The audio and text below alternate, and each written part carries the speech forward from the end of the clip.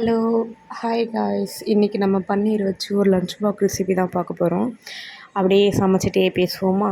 என்னை சுற்றி இருக்கிறவங்க பார்வையில் வேணால் நான் கெட்டவளாக இருக்கலாம், ஆனால் என்னோடய பார்வையில் நான் பண்ணது தான் சரி. எல்லோரும் ஒன்று மட்டும் புரிஞ்சுக்கோங்க, நம்ம என்ன பண்ணுறோமோ அதையெல்லாம் திருப்பி நமக்கு கிடைக்கும். நிறைய பேர் நிறைய கஷ்டத்தில் இருப்பாங்க. எப்படி சொல்கிறது, அவங்கக்கிட்ட ஒன்றுமே இருக்காது, நிறையா கஷ்டத்தில் இருப்பாங்க, ஆனால் பார்க்க நல்லா இருப்பாங்க. நல்லா வசதியாக இருக்காங்க போல், நல்லா இருக்காங்க போல் அப்படின்னு நினச்சிருப்பாங்க. ஆனால் அவங்க பார்க்க டீசெண்டாக நல்லா இருக்காங்கன்னு சொல்லிட்டு வெளியாலலாம் யாரும் வேண்டாம், நம்ம குடும்பத்துக்குள்ளேயே வச்சுக்கலாம். நம்ம குடும்பத்துக்குள்ளேயே எப்படி தெரியுமா இருப்பாங்க, எப்படி சொல்கிறது, நம்மக்கிட்ட நல்லா பேசுவாங்க, ஆனால் ஒவ்வொரு வார்த்தையும் வேறு மாதிரி இருக்கும். ஆனால் நமக்கு புரியாது இவங்க நம்மக்கிட்ட என்ன பேச வராங்க, எந்த விஷயத்த நம்மக்கிட்ட கேட்க வராங்கன்னு நமக்கே புரியாது.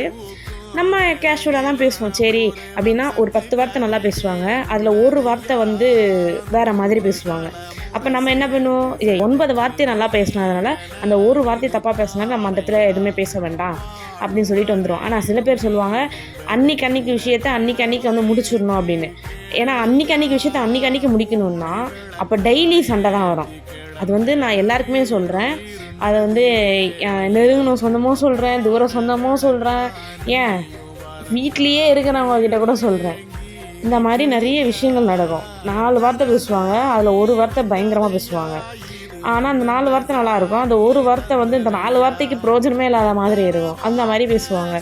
நம்ம அதெல்லாம் அட்ஜஸ்ட் பண்ணிவிட்டு, ஓகே இல்லை பிரச்சனை வேண்டாம், ஏன்னா இப்போ நம்ம சண்டை போட்டுட்டோம்னா நாளைக்கு நம்மளால் சிரித்து பேச முடியாதுன்னு சொல்லிட்டு, இத்தனைக்கும் அவங்க என்னை விட நல்லா பெரியவங்களாக தான் இருப்பாங்க. அவங்கள விட நான் ரொம்ப சின்ன பொண்ணு தான். அது சொல்லலாம், என் வீட்டில் உள்ளவங்களையும் சொல்லலாம், இதுக்கு முன்னாடி ஒன்றா இருந்தோம் அவங்களையும் சொல்லலாம், இப்போ ரிலேட்டிவ்ஸ்லையும் சொல்லலாம்.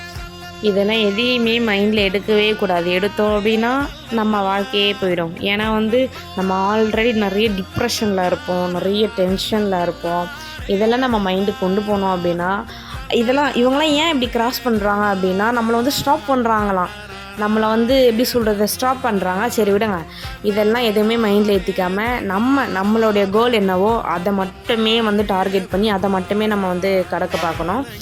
மற்றபடி இவங்க நம்மளை நிறைய டிஸ்டர்ப் பண்ணுவாங்க, நம்மக்கிட்ட இல்லைன்னு சொல்லி காட்டுவாங்க. இதெல்லாம் எதுவுமே மைண்டில் ஏற்றுக்காதீங்க யாருமே.